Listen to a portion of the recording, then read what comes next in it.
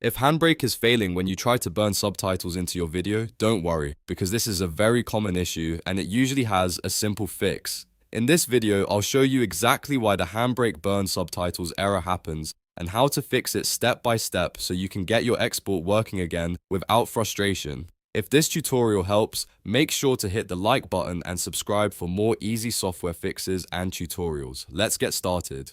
First, it helps to understand what burn-in actually means. When you burn subtitles into a video, HandBrake is not just adding a subtitle track. It is literally drawing the text directly onto the video frames. That means the software has to combine the video image and the subtitle text at the same time. If there is a problem with the subtitle file, the font, or even the way the video is being processed, HandBrake can fail during that combining process. One of the most common reasons for this error is a subtitle file that includes formatting HandBrake does not like. This often happens with external subtitle files, especially SRT or ASS and SSA files. So the first thing you want to do is check your subtitle file carefully. Find the subtitle file on your computer, then open it in Notepad on Windows or a simple text editor on your device. Look through the text and check for strange symbols, unusual formatting, or HTML like tags such as italic tags, font tags, or other styling code. If you see anything like angle brackets, font styling, or embedded formatting that looks suspicious,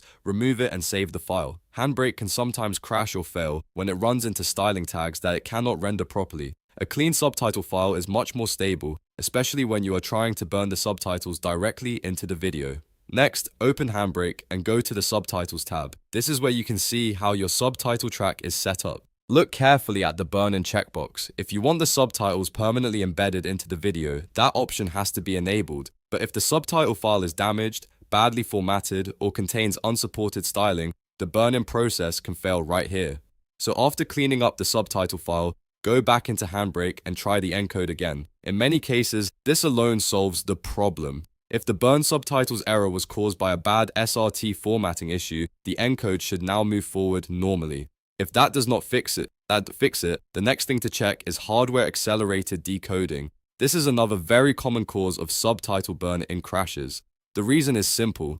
Burning in subtitles requires the CPU to take the video frames, process them, and draw the subtitle text on top. But if your GPU is holding those frames through hardware decoding, the CPU may not be able to work with them properly during the burn-in step. To fix that, go to Tools, then Preferences in HandBrake. From there, select the Video tab. You should see an option that says Enable Hardware Accelerated Decoding. If that box is checked, uncheck it. Then, restart HandBrake so the change fully takes effect. This forces the CPU to handle the entire video and subtitle processing chain, which is much more stable when you need to burn subtitles into a file. Think of it like this. The CPU is much better at handling the whole video plus subtitle sandwich when hardware decoding is turned off.